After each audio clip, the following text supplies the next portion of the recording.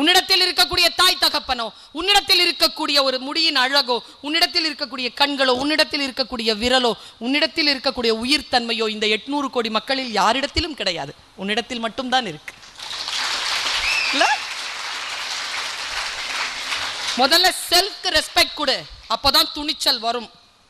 ஏற்கனவே குப்பைகளாக சேர்த்து வைத்திருக்கின்றவர்களை அந்த கற்றலை விடுத்து புதியவற்றை கற்றுக்கொள்வதற்கு மனதை விரிவுபடுத்து. இதற்கு ஒரு துணிச்சல் வேண்டும். இன்ஃப்ளூயன்ஸ் ஆகாத, ஓப்பன் ஆயிரு, ஓப்பன் மைண்டட் ஆயிரு. ஓப்பன் மைண்டடா இருக்கிறேன்னு வச்சுக்கோ, உன்னுடைய வாழ்க்கை உன் வசமாகும். பாரு, வாழ்க்கை ரொம்ப அலாதியானது. இந்த அலாதியான வாழ்க்கையை சந்திப்பதற்கு நான் உனக்கு ஒரு டிப்ஸ் கொடுக்கிறேன். அழகா இருக்கணும்னு நினைக்காத, ஆரோக்கியமா இருக்கணும்னு தானே. எவன் பேசினாலும் எவ பேசினாலும் புரியணும், அதான் அழகு. புரிகிற மாதிரி மற்றவங்க பேசுறாங்களா புரிஞ்சுக்கோ, புரிகிற மாதிரி பேசலையா, இவங்க புரிகிற மாதிரி பேசலைங்கிறதையாவது புரிஞ்சுக்கோ. இந்த அறிவு இருக்கணுமா இல்லையா? இந்த புத்தி இல்லை என்றால் தான் தாழ்ந்து தாழ்ந்து போகிறோம். பாரு, நீ நினைச்சிட்டு இருக்கிறது வேற, என்னை பத்தி நான் சொல்றது வேற, உண்மையா நான் வேற. சரியா? இந்த உலகத்திலேயே ரகசியத்தை வைத்துக் கொண்டிருக்காதவர்கள் ஆசிரியர்களும் பெற்றோர்களும் தான். ரகசியத்தை வச்சுக்க தெரியாது, உயர்வுக்கான ரகசியத்தை கடத்திடுவாங்க. முயல் ஆமை ரெண்டுத்தையும் ஓட விடுவாங்க, எது ஜெயிக்கும்? ஆமை ஜெயிக்கல் தூங்கிருச்சு. அதனால நான் என்ன கேட்குறேன், முதல்ல முயலையும் ஆமையும் ஒரே ஓட்ட பந்தயத்தில் ஓட விடலாமா? அங்கேயே அவுத்து பிளக பிடுங்கி விட்டேன். கதையே செல்லாது. ஆமை சூப்பர். இருக்கிற ஜீவராசிகள்லேயே அதிகமான ஆயுள் வாழக்கூடிய ஜீவராசி ஆமை. முதுகுல அவ்வளோ பெரிய மூட்டை இருந்தாலும் அந்த கடல்ல அதிக அளவு பயணம் செய்கின்ற விலங்கு ஆமை. ஆமைக்கு இருப்பது போல் நமக்கு திசை அறிவு இந்த உலகத்தில் எந்த ஜீவராசிக்கும் கிடையாது. அவ்வளவு தூரம் அந்த பயணம் போறதுக்கு காரணம் உள்நீரோட்டங்களோடு சேர்ந்து திசை அறிந்து பயணிக்கும். சும்மா கிடையாது ஆமை. எனக்கு பல கேள்விகள் உண்டு. எங்க அம்மா சொல்லுவாங்க, 6 மணிக்கு வாசல்ல நிக்க, ஏன்? பொறு வரும். கூர்காவுக்கு ஏன் வரமாட்டேங்குது? அவன் அங்கதானே நிக்கிறான், வாசல்ல தான் நிற்கிறான். வாட்ச்மேனுக்கு ஏன் வரமாட்டேங்குது? ஏன் பொம்பளைக்கு மட்டும் பொறு வரும்? அதாவது கெட்ட விஷயங்களை 6 மணிக்கு மேலே அப்படி அப்சர்வ் ஆகுமா? அது எங்கள் அம்மா ஓல்டு, அது அப்படி சொல்லும். நான் கேள்வி கேட்டு போயிடுவேன். எனக்கு எப்போ 8 போடு 8 போடும்பாங்க தெரியுமா? அழகாகிறதுக்கு ஒரு க்ரீம் ஒன்று இருக்குது, அது எடுத்து 8 போட்டால் சிவப்பாயிருவோமா? இதனா ஆர்டிஓ ஆஃபீஸா 8 போடுறது? எனக்கு அதெல்லாம் உடன்பாடே கிடையாது. என்னுடைய கேள்விகள் வேறு. அந்த கேள்விகள் வேறான விஷயங்களுக்குள் போறதுனால தான் இந்த துணிச்சல் இருக்கு. ஏனென்றால் புத்தியின் மீது எனக்கு அவ்வளவு பேரார்வம், பெரும் தாகம். புத்தின்னு சொல்லிட்டேன்னா உன் கை கட்டிக்கு நின்றுடுவான் முன்னால. அறிவு, வணக்கம்னு சொல்றோம்ல, என்ன அர்த்தங்க? நன்றி, மரியாதை, மதிக்கிற மரியாதை இல்ல பாப்பா. வணக்கம் என்ன அர்த்தம் தெரியுமா? கற்றுக்கொள்கிறேன். I learn from you. உங்களுக்கு தமிழ் தாய் வாழ்த்து அர்த்தம் புரியுமா? நீராறும் கடல் உடுத்த நிலமடந்த கெழிலொழுகும் சீராறும் வதனம் என திகழ் பரத கண்டம். இதில் எத்தனை வருஷமா பாடுற? அர்த்தம் தெரியுமா? என்னைக்கா தெரிஞ்சுக்கணும்னு ஆசைப்பட்டிருக்கியா? நீலாம் அதிகாரியாயி எது நடந்தாலும் புரியணும் குழந்தைகளை. புரிந்து கொண்டு வாங்க, எங்களை ஆட்சி செய்ய வாருங்கள் என் குழந்தைகளை, வாங்க. இந்த அதிகாரத்தை கையில் எடுப்பதற்காக அதிகாரிகளாக வாருங்கள். புரிந்து கொள்ளுங்கள், சொல்லை புரிந்து கொள்ளுங்கள், சூழலை புரிந்து கொள்ளுங்கள், அரசியலை புரிந்து கொள்ளுங்கள், அறிவியலை புரிந்து கொள்ளுங்கள், மொழியை புரிந்து கொள்ளுங்கள். நீர் நிறைந்த கடலை ஆடையாக உடுத்தி இருக்கிறாள் நிலப்பெண். நீர் ஆறும் கடல் உடுத்த நிலமடந்தை.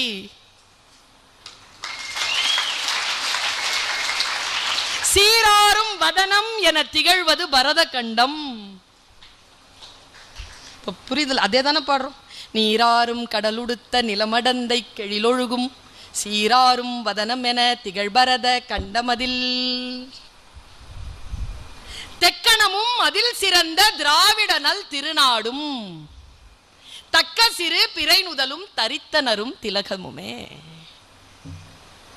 அத்திலக வாசனை போல் அனைத்துலகும் இன்பமுற எத்திசையும் புகழ் மணக்க இருந்த பெரும் தமிழனங்கே நீ வாழ்க. ஜனகன மன கன ஜனகன மனஹே ஜனகன மன ஜனமன. தப்பு தப்பா பாடுறான். ஏய் தப்பா பாடுற அப்படின்னா விட்டுருங்க மிஸ், மார்ச் மாசத்தோட ஸ்கூலை விட்டு நின்றுடுவேன். தெரில, தேசிய கீதமே தெரிந்திருக்க வேண்டும் வேறு மொழி என்றாலும் தாய் தமிழ் வாழ்த்து நமக்கு தெரிந்திருக்கணுமா வேண்டாம்? பல கேள்விகள் உண்டு எனக்கு இந்த உலகத்தில். எல்லா வீடுகளிலும், இந்த உலகம் முழுக்க சுற்றுப்பயணம் செய்கிறேன், எல்லா வீடுகளிலும் குழந்தைகள் தான் பிறக்கிறார்கள். இந்திய திருநாட்டில் தான் அவர்கள் ஆண்களாகவும் பெண்களாகவும் பிறக்கிறார்கள். பல கேள்விகள் உண்டு எனக்கு. இந்த துணிச்சல் உண்டு, கேட்கும் துணிச்சல் உண்டு எனக்கு. மரபு மாற்றங்களை பற்றிய பல சிந்தனைகள் எனக்கு உண்டு. பல கேள்விகளை நான் கேட்ட வண்ணம் இருக்கிறேன். இந்த பார், கிராஸ் ஹாப்பர்னு ஒரு கிராஸ் ஹாப்பர். கிராஸ் ஹாப்பர்னா வெட்டுக்கிளி. அது என்ன பண்ணீங்க தான் வச்சுக்கோங்களேன், நீங்க எல்லாரும் வெட்டுக்கிளி தான். கிட்டார் வாசிக்கிட்டே இருக்கும்.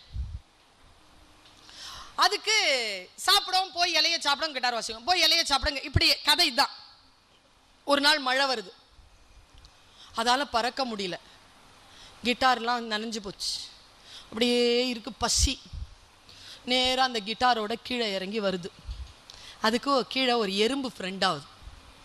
அந்த எறும்பு கிட்ட சொல்லுது, நீ தான் சேர்த்து சேர்த்து வச்சிருக்கல, எனக்கு ஏதாவது கொடுக்கலாம்ல, பசிக்குது. அந்த ஃப்ரெண்டு எறும்பு சொல்லிச்சா, பாரு இந்த கிட்டார் வச்சுக்கிட்டு நீ இந்த மாதிரி வாசிட்டு இருக்கிறதுனால தான் உருப்படாமல் போற. எங்களை மாதிரி உழைச்சனா நான் உனக்கு இன்னைக்கு ஒரு அரிசி தரேன், நாளையிலேருந்து வேலைக்கு வரணும். வேலைக்கு வந்தா 10 அரிசி. சரி, உனக்கு ஒரு அரிசி இல்லைன்னா மழை காலத்தில் ஃப்ரீயாக நம்ம உட்காந்து சாப்பிட்லாம், சேர்த்து வச்சதை சாப்பிட்லாம். சரி அப்படின்ட்டு கையில் அது கிட்டாரை வாங்கி முறிச்சு போட்டுருச்சு. இது லைனில் நிற்கிது, டெய்லி போகுது. கதை முடியுது. உழைத்து சாப்பிட எறும்பிடம் இருந்து கற்றுக்கொண்டது கிராஸ் ஹாப்பர் அப்படின்னு சொல்லிட்டு கதையை முடிச்சிட்டான் வெள்ளக்காரன். நான் அங்கிருந்து ஆரம்பிக்கிறேன் பர்வீன் சுல்தானா என் கதையை. நான் தான் கிராஸ் ஹாப்பர். நான் யோசிக்கிறேன், 10வது நாள் யோசிக்கிறேன். அவன் விட்டான், கதையை விட்டான். நான் தான் அந்த கிராஸ் ஹாப்பரில் போகிறேன், கியூவில் கட்டி போய்கிட்டே இருக்கிறேன், 10 அரிசி சம்பாதிக்கிறேன். மனசுக்குள்ள ஒரு எண்ணம்பா, நான் ஏன் எறும்போட நின்று இப்படி லைன் கட்டிட்டு போயிட்டு இருக்கிறேன்? அப்போ நான் எறும்பா தானே பிறந்திருக்கணும், நான் ஏன் கிராஸ் ஹாப்பராக பிறந்தேன்? எனக்கு எதுக்கு கிட்டார் வாசிக்க தெரியணும்? கிட்டார் வாசிக்க தெரிஞ்ச கிராஸ் ஹாப்பர்னா, கிட்டார் வாசிச்சா எனக்கு அவ்வளோ சந்தோஷம். நான் எதுக்கு இங்க நிக்கிறேன்? பசிக்கா, சோறுக்கா? நோ. லைன்ல இருந்து வெளியில வர, மந்தையிலிருந்து பிரிந்து போன ஒற்றை ஆட்டின் பாதை வரேன். நேரா என் ஃப்ரெண்டை கூப்பிடுறேன், வா. என்ன வேலைக்கு போலியா? மரியாதையா என் கிட்டாரை கொடு. எதுக்கு? நான் போறேன்.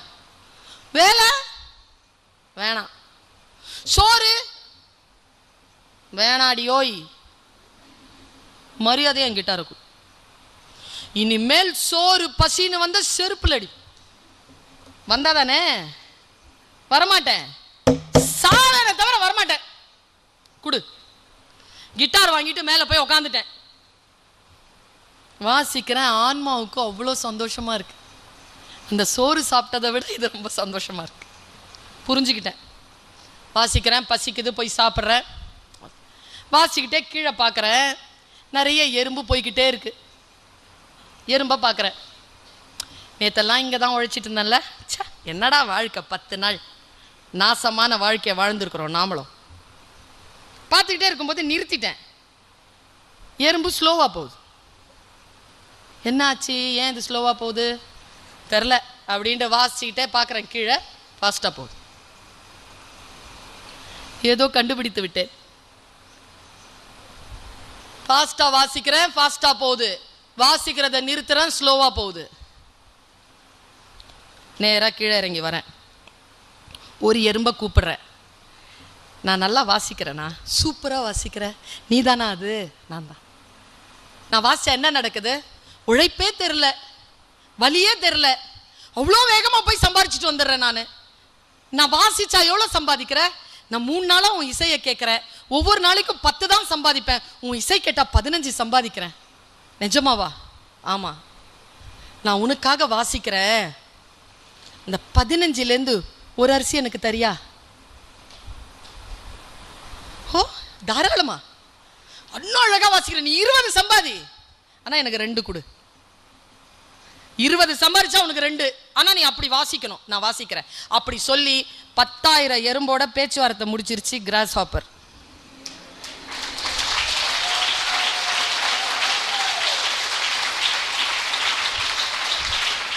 தன் இயல்புப்படி இருக்கக்கூடிய எறும்பு 10 அரிசி சம்பாதிக்க தான் விரும்பியதை செய்த கிராஸ் ஹாப்பர் 2000 ஒரு நாளைக்கு சம்பாதித்தது என்று சொன்னால் யோசித்து பாருங்கள் என் குழந்தைகளே. விருப்பமானதை செய்யுங்கள், எதை செய்தாலும் இஷ்டத்தோடு செய்யுங்க, விருப்பத்தோடு செய்யுங்க.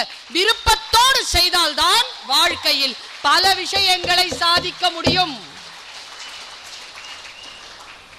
நான் 2000 சொன்னேன், ஆக்சுவலா 20,000 அது. நான் பேசினால் என் குழந்தைகளே உங்களை போன்றவர்களை உற்சாகப்படுத்த முடியும், அது என் பலம். என்னை போன்றவர்கள் பேசினால் தான் நீங்கள் உற்சாகப்படுவீர்கள் என்றால் அது உங்கள் பலவீனம். யார் பேசினாலும் யார் பேசாவிட்டாலும் என் இலக்கை நான் அடைவேன் என்று நீங்கள் சொல்ல வேண்டும். எனக்கு வேலையே இல்லாமல் போனாலும் பரவாயில்லை, நீங்கள் வாழ்க்கையில் உயர வேண்டும் என்பதற்காகத்தான் என் பயணம் தொடர்ந்து கொண்டிருக்கிறது. எனக்கு பல கேள்விகள் உண்டு, என் மனசுல நிறைய கேள்விகள் உண்டு குழந்தைகளே. ஒரு டீச்சரா நான் சொல்றேன், பதில் சொல்வது அல்ல கல்வி, கேள்வி கேட்பதுதான் கல்வி. why not? ஏன் பழம் விழுந்தது? கேள்வி, இதுதான் அறிவு. பதில் என்பது நாலேஜ் தான். எஜுகேஷன் அப்படின்றல அது whyல இருந்து தான் ஆரம்பிக்கும். ஏன் அப்படின்னு கேட்கறது தான். எனக்கு நிறைய கேள்விகள் உண்டு. எங்க அம்மா சொல்லுவாங்க, என் பிள்ளைய நான் ஆம்பளை மாதிரி வளர்த்து வச்சிருக்கேன்னு.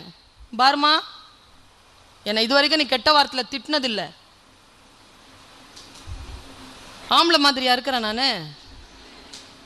அது பெருமை தானேடி. நாங்க ஏன் உன் பையனை கூப்பிடு, உன்னை பொம்பளை மாதிரி வச்சிருக்கிறேன்னு சொல்லு.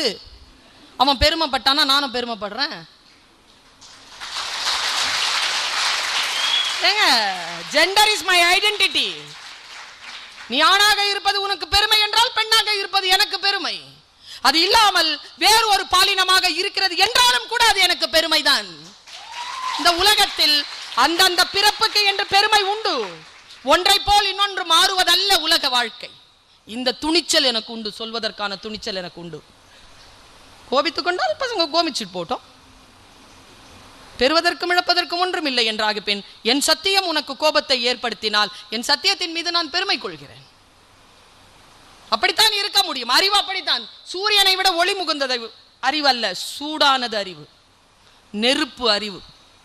அது வெறும் ஒளி மட்டும் அல்ல, அதனுடைய வெப்பம் மிக மிக உயர்ந்தது. அந்த உயர்ந்த வெப்பத்தை நோக்கித்தான் உங்களை செலுத்துவதற்காக நீங்கள் இங்கே உட்கார்ந்து கொண்டிருக்கிறீர்கள். அந்த வெப்பத்திற்காக நான் இதை சொல்கிறேன். என்னுடைய உள்ளுணர்வோடு இருக்கக்கூடிய அந்த துணிச்சலை உங்களுக்கு நான் சொல்லிட்டு போறேன்.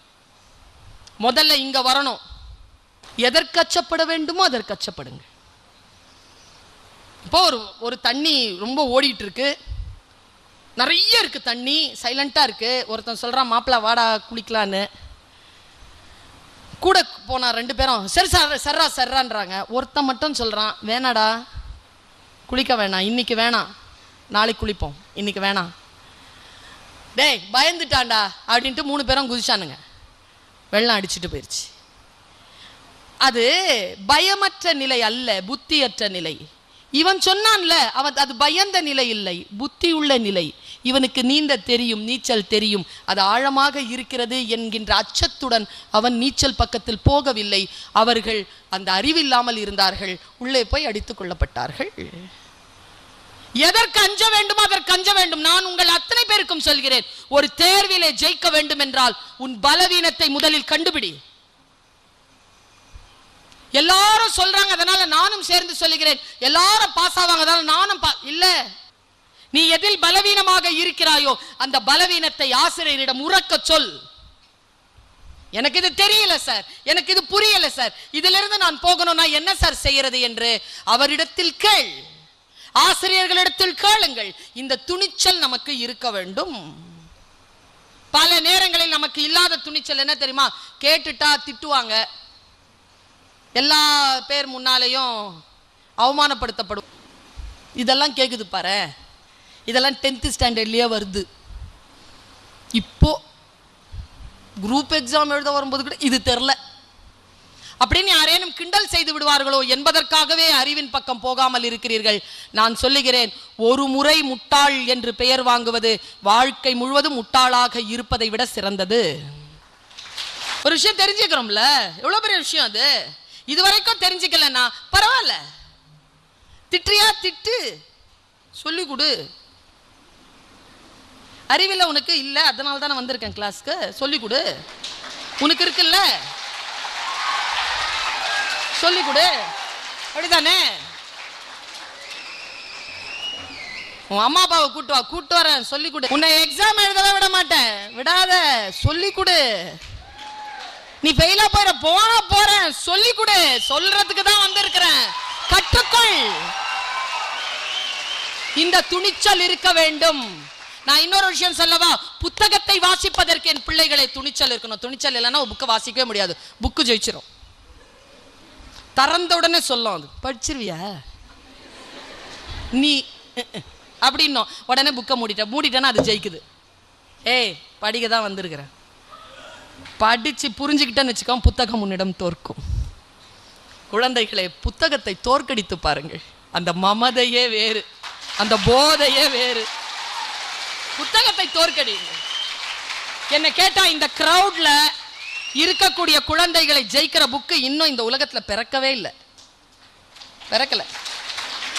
பயமுறுத்தவங்க, அது நான் உண்மையா சொல்றேன் பாருங்களேன். இந்த அச்சம் தாங்க, தேவையற்ற ஒரு அச்சம் இருக்குல்ல. ஏதாவது பாரு, எப்படி இவ்வளவுமா? நானா 3 மாசத்துலயா? ப்ராசஸ் இருக்குல்ல, டெக்னிக்ஸ் இருக்குல்ல, வந்துட்டோம்ல. நான் ஒரு சத்தியமா சொல்றேங்க, ஒரு விஷயம் என்னன்னே தெரியாதுங்க எனக்கு. ரொம்ப ரகசியத்தை சொல்லவா? எல்ஐசின்னு ஒரு நிறுவனம் இருக்குல்ல, அந்த நிறுவனம் எப்படி ஜெயிச்சது தெரியுமா? அதனுடைய முதலீடு எது தெரியுமா? சாவுங்க, சாவு. என்னைக்கு சாவுன்னு தெரியாது, அதை வச்சாம்பார் முதலீடா. அதானங்க எல்ஐசி, அதான பாலிசி. நீ எப்போ செத்து போவேன்னு உனக்கு தெரியாது, நீ அப்படி செத்து போயிட்டானா உன் பிள்ளைங்களெல்லாம் யார் காப்பாற்றுவான்னு சொல்லிட்டு சாவை வச்சாம் பாருங்க அவன் முதலீடா. ஒண்ணுமே விற்கிறது இல்லைங்க, லட்சமா பணம் வாங்கிக்கிறான், ஒரே ஒரு பேப்பர் மட்டும் கொடுக்குறான். ஆச்சரியப்பட்டு பார்க்கிறேன் நான். நல்லா தெரிஞ்சுக்கோங்க, நான் இந்த நிலைக்கு நிற்கிறேன் என்றால் நான் 0விலிருந்து தொடங்குகிறேன். தெரியாது என்பதுதான் என் முதல். தெரியாது என்று கற்றுக்கொள்ள தொடங்கு. இந்த துணிச்சல் இருக்கட்டும் முதல்ல. இப்ப பாரு, இங்கிலீஷ் பேச தெரியாதுப்பா, என்னப்பா செய்யலாம்? என்ன செய்யலாம்? ஓ, தெரியாதியா? கத்துக்கிறதுக்கு தானே வந்திருக்கேன். ஜப்பான் மொழி கூட தான் தெரியாது, குதிரை ஓட்ட தெரியாது, பெரிய ஹெவி வெஹிக்கிள்லாம் ஓட்ட தெரியாது. தெரியாது என்பது அல்ல அவமானம், வராதுன்னு மட்டும் சொல்லிராத. கத்து கொடுத்தா கத்துக்கிட்டு வந்துரும். கஞ்சி குடிப்பதற்கு இலாதவன் காரணம் இன்னதென்று அறியும் திறனிலார். காரணம் தெரிந்துவிட்டால் கல்வி கையில் வந்துவிடும். இதற்காக தான் எனக்கு இது தெரியல. இதை கிளியர் பண்ணிட்டோம்னா இது எனக்கு தெரிஞ்சிடும், முடிஞ்சு போச்சு. எனக்கு ஏன் புரியலன்னு எனக்கு தெரியல, புரிஞ்சுக்கிட்டேன்னா வந்துடும்.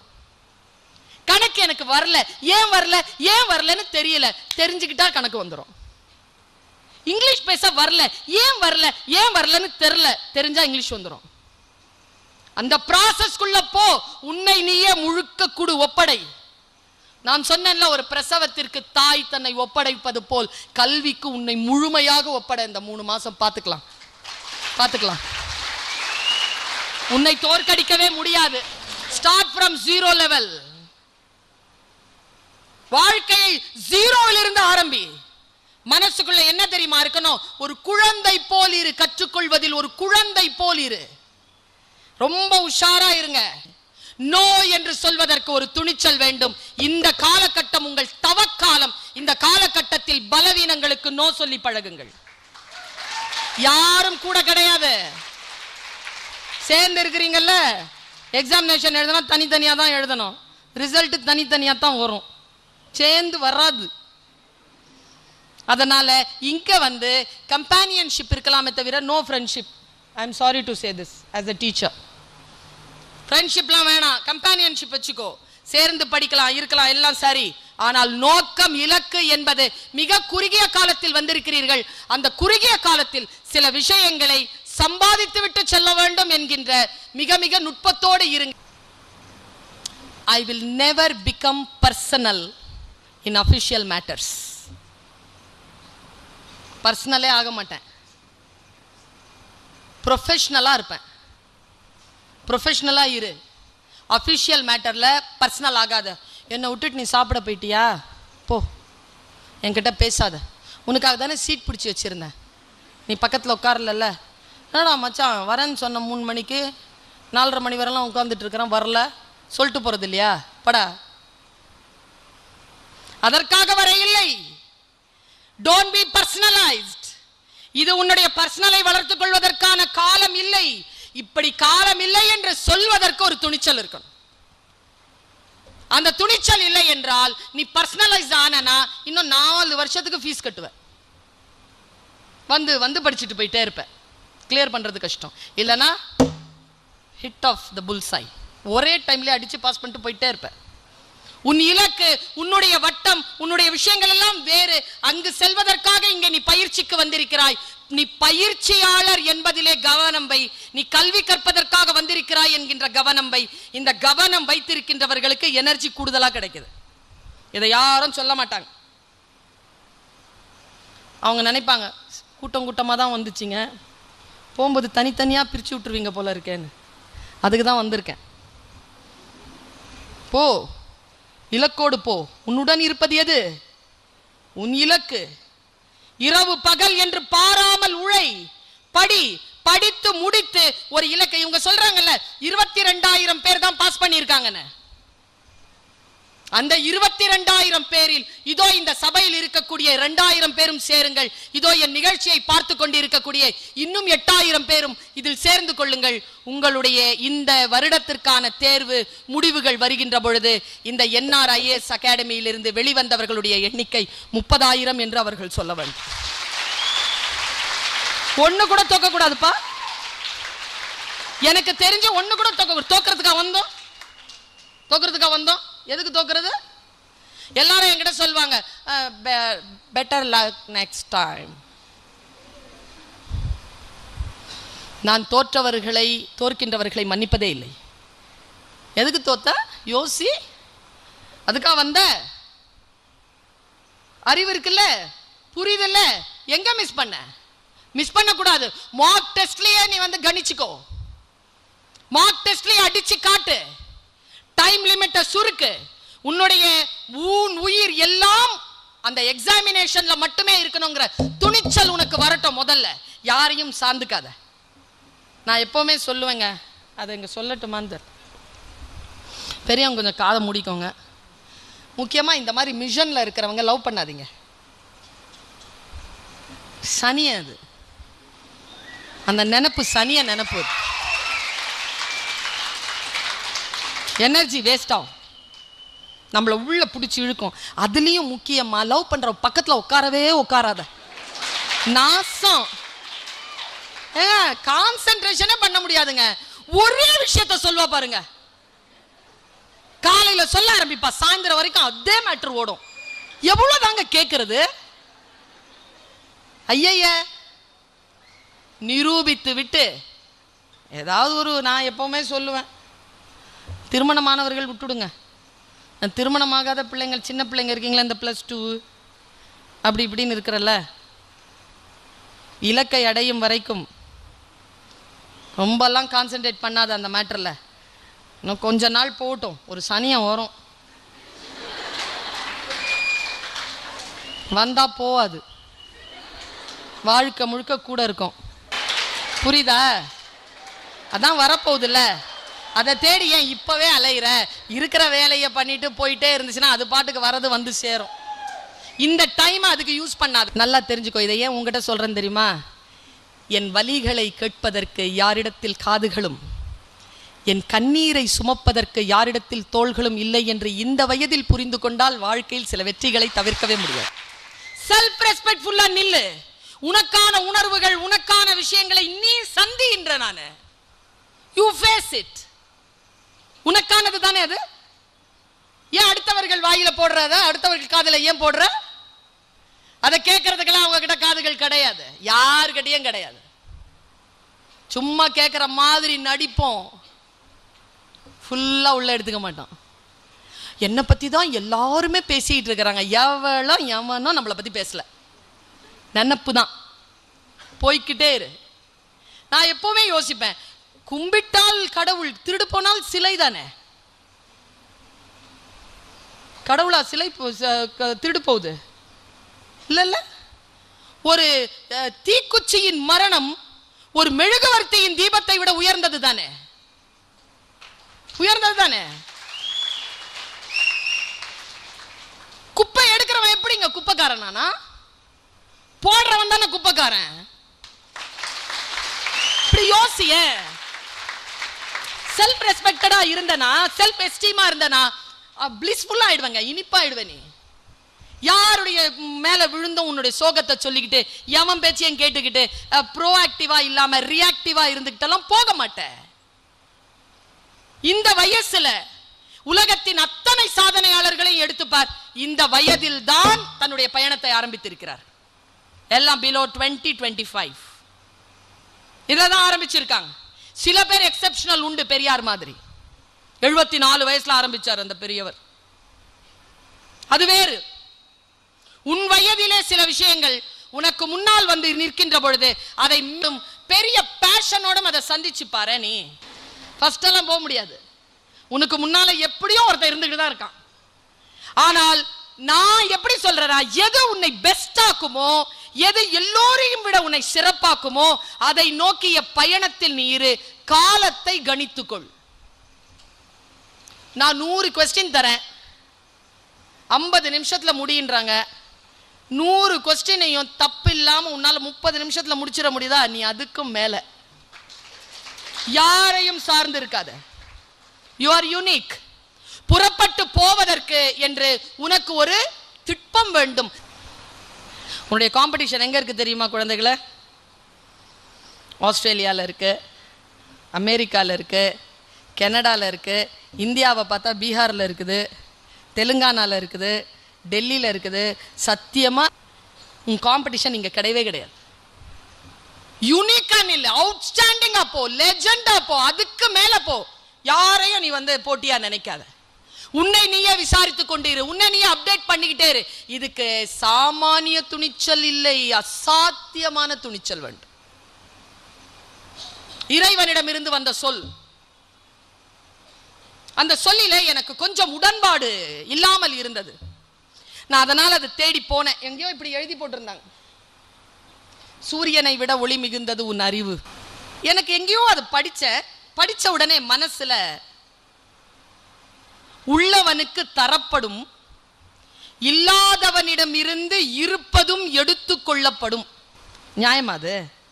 உள்ளவனிடம் இருந்து எடுத்து, வாழ்க்கை என்பது காம்படிஷன் போய்கிட்டே இருக்கோங்க. நான் ஒரு விஷயம் சொல்லவா? ஜெயிக்கிறதுக்கான ரொம்ப நுட்பமான ஒரு விஷயத்தை சொல்றேன். யாரையும் ஜெயிக்கிறது இல்லை குழந்தைகளை, உன்னை நீயே ஜெயிச்சுக்கிட்டே போறது தான்.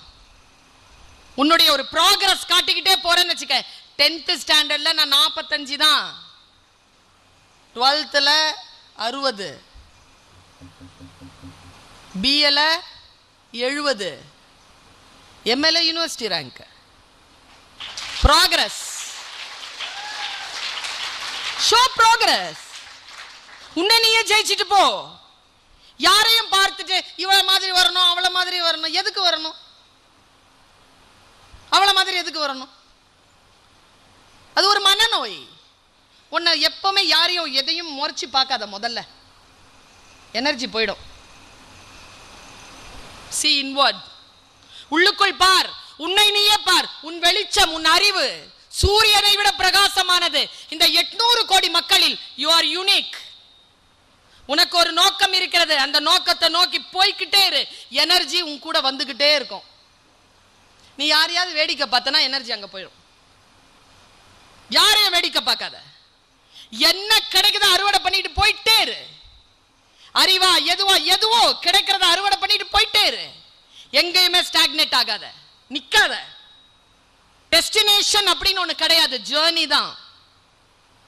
ஜேர்னி அனுபவிச்சு போ. Destination will be so super, so super. அதை அனுபவிச்சுட்டு போறதற்குல பல பேர் அதை அனுபவிப்பதே இல்லை.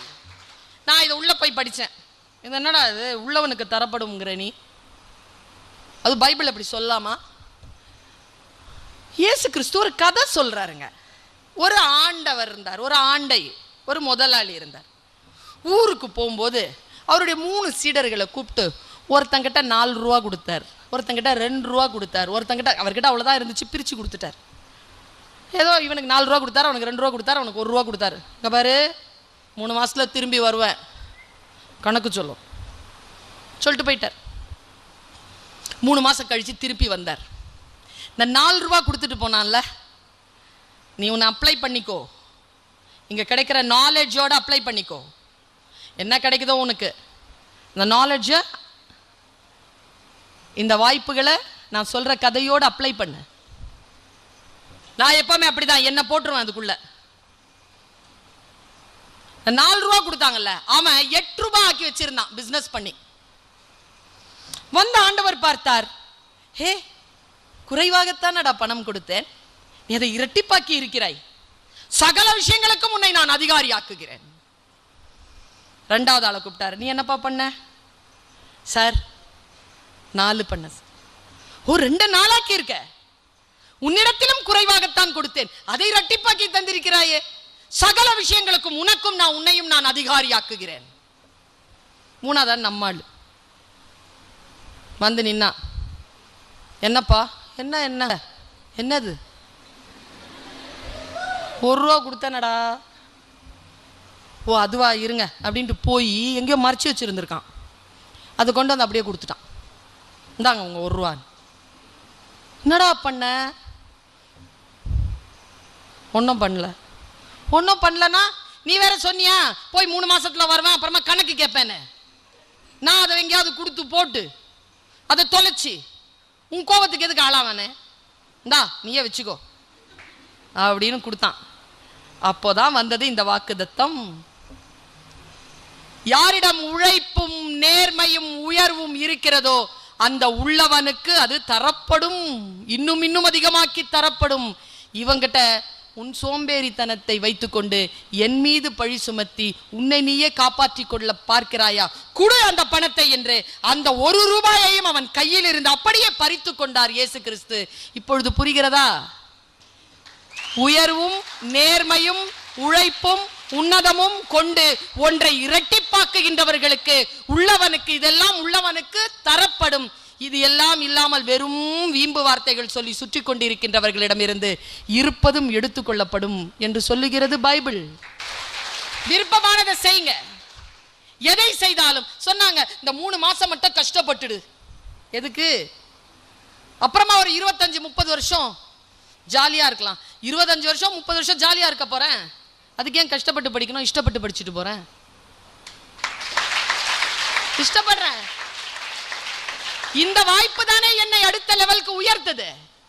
நான் ஒரு விஷயம் சொல்றேன் குழந்தைகளே, உங்களுடைய வாழ்க்கை உங்கள் கையில். இந்த பர்வீன் சுல்தானா எனும் தாய் உனக்கு ஒற்றை வாசகத்தை உன் டைரியில் இன்றைக்கு எழுதி வைத்துக் கொள்வதற்கு சொல்லுகிறேன். The only person under the sky will help you is you. நீதான் உன்னை காப்பாற்ற முடியும், வேறு யாராலும் காப்பாற்ற முடியாது. சென்ற ஆண்டு நான் 18ஆம் வருடம் வந்த பொழுது நான் சொன்னேன், நெப்போலியன், நீச்சலே தெரியாத நெப்போலியன் தன் டைரியில் எழுதி வைத்த குறிப்பு என்ன தெரியுமா?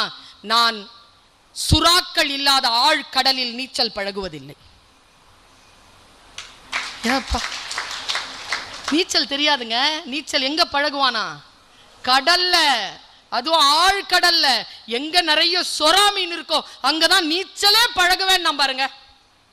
ஆமா, மாவீரன். கப்பல் கரையிலே மிக மிக அமைதியாக இருக்கும். அதற்காகவா கட்டப்படுகிறது கப்பல்? அது புயலை சந்திக்க வேண்டாமா? அது ஆழ்கடலை சந்திக்க வேண்டாமா? அதற்காகத்தானே கட்டப்படுகிறது கப்பல். அதற்கு தயார் செய்து கொள்வதற்காகத்தானே கரையிலே துறைமுகத்தில் நிற்கிறோம். நீங்கள் துறைமுகத்தில் இப்பொழுது நின்று கொண்டிருக்கக்கூடிய கப்பல் இதோ உங்களுக்காக பெருங்கடல் காத்து கொண்டிருக்கிறது. நீங்கள் பயணப்பட வேண்டும் என்றால் இங்கே இந்த ஃபியூவலை கரெக்டா அக்யூமுலேட் பண்ணுங்க, அக்யூர் பண்ணுங்க. என்ன என்ன விஷயங்கள் இருக்கோ எல்லாத்தையும் சரி பண்ணுங்க. இதுதான் வாய்ப்பு. நான் ஒரு விஷயத்தை சொல்லி நிறைவு செய்கிறேன். இன்னும் 2 நிமிடங்களில் என் பேச்சு நிறைவுறும். எனக்கு நிரம்ப பிடித்த ஒரு மனிதன் இருக்கிறான். அவன் 8 வயது குழந்தை. இந்த 8 வயது குழந்தை நல்ல வாசிப்பான், இசை கலைஞன். அவன் ஆடு மேய்க்கும் போது இசை வாசிட்டு போனானா. ஆடு மேய்க்கும் போது இசை வாசிச்சானா ராஜா கேட்டான். உங்களுக்கு ஒரு விஷயம் தெரியுமா? நான் இன்னைக்கு நின்று பேசுறேன்ல, இந்த 2000 பேர் இருக்கிறீங்கல்ல, இன்னும் 5 வருஷத்துக்கு அப்புறமா நீ என்னை எங்க சந்திப்பேன்னு நினைக்கிற? நான் உன்னை எங்க சந்திப்பேன்னு நினைக்கிற? நீ எனக்கு ஃபோன் போட்டு, மேடம் நான் இங்கே இந்த மாவட்டத்துக்கு கலெக்டராக இருக்கேன், உங்கள் பேச்சை நான் கேட்டேன், எங்கள் மாவட்டத்தில் இருக்கக்கூடிய அரசு பள்ளிக்கூடங்களுக்கு நீங்கள் பேச வரணும், நீங்கள் கூப்பிட மாட்டியா? அதுக்காக தான் வந்திருக்கேன்.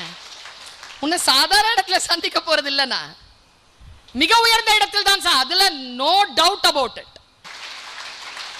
Knowledge accumulation is not as easy thing, my dear children. அந்த அந்த அந்த பையனுக்கு அந்த இசையை கேட்டான்ல ராஜா, நேரா போய் தன்னுடைய இசைக்கு அரசாங்கத்துக்கான இசைக்கலைஞரை நியமிச்சிட்டான். அப்போ ஒரு போர் வருது, எல்லாரும் போருக்கு போறாங்க. அந்த குழந்தை சொல்லுது, நான் வீட்டுக்கு, 8 வயசு அவனுக்கு, நான் வீட்டுக்கு போறேன்னு. போன்னு வீட்டுக்கு போய் பார்த்தா தன்னுடைய 7 அண்ணனுங்க எல்லாருக்கும் போருக்கு போயிட்டாங்க. அவங்க அம்மா அப்பாட்ட சொல்றான் அந்த பையன், அம்மா நான் போர்க்களத்தில் போய் வேடிக்கை பார்த்துட்டு வரேன். அம்மா சொல்றாங்க, நீ சின்ன பிள்ளடா போவாது. இல்லைம்மா வேடிக்கை பார்க்க தாம்மா போறேன், நான் டீச்சர், நான் ரெட் லைன் போடுறேன் கீழே. வாசிச்ச குழந்தை புல்லாங்குழலை வாசிக்காமல் வேறு ஒரு வாசிப்பு கருவியை எடுத்துட்டு வாசிருக்கு. டிஃப்ரெண்டா இருக்குது. அது அரசாங்க உத்தியோகத்தில் போய் உட்காருது 8 வயசுலயே. அது போய் அம்மா அப்பாட்ட என்ன கேட்குது, நான் போர்க்களத்துக்கு வேடிக்கை பார்க்க போறேங்குது. என்ன டிஃப்ரெண்ட் பாருங்களேன். உன்ன மாதிரி என்ன மாதிரி சாமானிய எங்க கேன்டீன் போலாமாடி, எதுக்கு? இட்லி சாப்பிடுவேன், எனக்கு ஒரு 2 இட்லி கொண்டு வா. அப்படி சொல்றவர்கள் மத்தியில் கிளம்பி போறான் பாரு அவன். இந்த குழந்தையை நான் நேசிக்கிறேன். நேரா போறான், பார்க்கறான் ஒரு பெரிய அரக்கன் எல்லாரும் எடுத்து சாப்பிட்டுட்டு இருக்கிற மாதிரி காட்சி பார்க்கறான். எல்லாரும் அழியிறாங்க. அப்ப தளபதி கிட்ட போய் நோண்டுறான் அந்த பையன். சார் அந்த அரக்கனை நான் அடிக்கவா சார்? சிரிச்சுக்கிட்டே சொல்றாரு தளபதி. நீ போய் அடிக்க போறியா இந்த அரக்கனை? ஆமா சார். எப்படி அடிப்ப? ஆயுதம் வச்சிருக்கேன் சார். எடுத்தான் பாருங்க உண்டிகோல். டேய் உண்டிகோலை வச்சுக்கிட்டு போர் பண்ணுவியாடா நீ? இதெல்லாம் நீ பறவை அடிக்கிறதுடா. இல்ல இல்ல, அந்த 8 வயது குழந்தை சொன்னதை கேட்டுக்கொள்ளுங்கள். அவன் சொன்னான், நான் இந்த உண்டிகோலால் என் ஆடுகளை மேய்க்க கொண்டு போகும் பொழுது நான் பறவைகளை அடித்து பழக்க பெறவில்லை, என்னுடைய ஆடுகளை தின்ன வரும் நரிகளையும் ஓநாய்களையும் சிங்கத்தையும் அடித்து நான் பயிற்சி பெற்றிருக்கிறேன், என்னை விடுங்கிறாங்க. அவன் பயிற்சி பாருங்க, சின்ன சின்ன ஆயுதம் தான். சர்ரா அட்ரான்னா அடிச்சாம் பாருங்க, கரெக்டா இங்க பட்டுச்சு, அப்படியே விழுந்தான். விழுந்த அரக்கனுக்கு பெயர் கோலியாத், அடிச்சவனுக்கு பெயர் தாவூத். டேவிட் டேவிட் அடிச்சான். அடிச்சிட்டு இதை பைபிள் சொல்லுகிறது, இதை இஸ்லாமும் சொல்லுகிறது. நான் ஏன் இதை உங்ககிட்ட சொல்றேன் தெரியுமா? அந்த குழந்தைய நான் ஏன் நேசிச்சேன்னா, சில யூனிக் குவாலிட்டிஸ் அந்த குழந்தைகிட்ட இருக்குங்க. நான் இங்க எல்லார்கிட்டையும் சொல்றேன், உங்ககிட்ட என்ன யூனிக் குவாலிட்டி இருக்கு? நீங்க என்னை போன்ற தமிழகத்தில் இருக்கக்கூடிய, இந்தியாவில் இருக்கக்கூடிய 130 கோடி மக்களை அதிகாரம் செய்யக்கூடிய ஒரு பொசிஷன்ல வந்து உட்கார்றதுக்கு உங்ககிட்ட என்ன குவாலிட்டி இருக்கு? அத முதல்ல டிக்ளேர் பண்ணுங்க. அந்த குவாலிட்டியோட நீங்க இருக்கிறீங்களான்னு பாருங்க. நான் சொல்றேன், ஏன் அந்த குழந்தை பிடிச்சதுன்னா, கீழே விழுந்தான்ல கோலியாத், யாருமே இந்த கதையை சொல்ல மாட்டாங்க. அவன் என்ன தெரியுமா பண்ணா, எல்லாரும் வெளியில ஓட அவன் மட்டும் அந்த அரக்கன் கிட்ட போறான். தளபதி அவன் கையை பிடிக்கிறான். எங்க போற? இல்ல, இந்த கல் அடிச்சேன்ல, ஆமா, அதை நான் ரொம்ப தேடி தேடி நான் ஆயுதமா மாத்தி வச்சிருக்கக்கூடிய கல்லு, அது அவன் நெத்தியில இருக்க, அதை எடுத்துட்டு வர போறேங்கிறாங்க. என்ன துணிச்சல் பாருங்க, என்ன துணிச்சல்! 8 வயசுங்க, 8ல இருந்து 12 வயசுன்னு சொல்லுது. அதுக்குள்ள போறான். அவன் சொல்றான், சொல்லும் போது, வீரர்கள் தன் ஆயுதங்களை களத்தில் விட்டு வருவதில்லை. இது சொல்றாங்க அந்த தளபதி கிட்ட. பைபிளை படிச்சு பாருங்க. நேரா வரான், அப்படி சாஞ்சி கிடக்குறான். அவன் கட கட கட கடன் மேலே ஏறுறான், தலைக்கிட்ட போறான், கல்லு எடுத்துட்டான். இப்போதான் இருக்குது கிளைமேக்ஸ். கல் எடுத்த உடனே அரக்கனுக்கு மயக்கம் தெளிந்து விட்டது. அவன் கண்ணை விழிச்சு பல்ல ஆணு காட்டுறதுக்குள்ள அந்த வினாடியில, சொன்னாங்கல்ல sir, chemistry is not my subject, அந்த வினாடியில முடிவு பண்ணனா. நான் ஒரு விஷயத்தை முடிவு பண்ணனா சொல்லுவாங்கல்ல, என் பேச்ச நானே கேட்க மாட்டேன்னு, அந்த மாதிரி முடிவு செய்தது சரி. அவன் வாயை திறந்த உடனே அந்த குழந்தை என்ன தெரியும் பண்ணிச்சு, கர கர கர கரன்னு கீழே இறங்குச்சு. அந்த அரக்கனுடைய மடியில அவன் கட்டி இருந்த பட்டா கத்தி அப்படியே உருவி கட கட கடன்னு மேல போய் fraction of secondல எப்படி நீல் ஆம்ஸ்ட்ராங் டக்குன்னு குதிச்சிட்டாரோ அப்படி மேலே ஏறி டக்குன்னு கழுத்து அறுத்துட்டான். வினாடியில் அறுத்தான். அவன்தான் இந்த உலகத்தில் முதல் மன்னனாக, மிகப்பெரிய மன்னனாக, இன்றைக்கும் தாவீதுக்கு ஈக்குவலா இன்னொரு மன்னன் பிறக்கவே இல்லை என்ற அளவிற்கு தனி ஒரு சாம்ராஜ்யத்தின் தலைவனாக இன்றைக்கும் வரலாறால் போற்றப்படுகின்ற அவன் தன் பயணத்தை ஆரம்பித்தது 12 வயதிற்குள். துணிச்சலா போனா பாருங்க. அப்படி துணிந்து நீங்கள் இறங்குங்கள். எந்த காரியத்தையும் துணிந்து நீங்கள் இறங்குங்கள். என் பயணத்தை பார்க்கின்றவர்களுக்கு தெரியும். பென்சிலில் ஆரம்பித்த என்னுடைய பயணம் இன்றைக்கு நான் கிரீன் பென்ல வந்து நின்று இருக்கேன். எனக்கு கீழே 3 பேர் PhD பண்றாங்க. I am an associate professor of University of Madras. என்னுடைய இன்னும் ஒரு 5 வருடத்தில் என் கிரீன் பென்னில் இருக்கக்கூடிய கிரீன் இங்குக்கான அதிகாரம் கூடும். அதற்கான பயணத்தில் நான் இருக்கிறேன். இப்படி சொல்றேன், ஒரு காட்சிப்படுத்திக்கோ. இங்க ஒரு ஃபைல் இருக்கு, இங்க ஒரு பென் இருக்கு, கிரீன் பென். இந்த ஃபைல் ஒரு ஆளை தேடிக்கிட்டு இருக்கு, இந்த பென் ஒரு ஆளை தேடிக்கிட்டு இருக்கு. நான் ஃபைலை வச்சுக்கிட்டு இன்னும் 5 வருஷத்துல உன் கேபினை தட்டி உள்ள வந்து நீ கிரீன் பென் போட்டு அதுல கையெழுத்து போட போறியா? இல்ல, நீ ஃபைலை எடுத்துக்கிட்டு உள்ள வர, நான் உட்காந்து கிரீன் பென்ல கையெழுத்து போட போறேனா?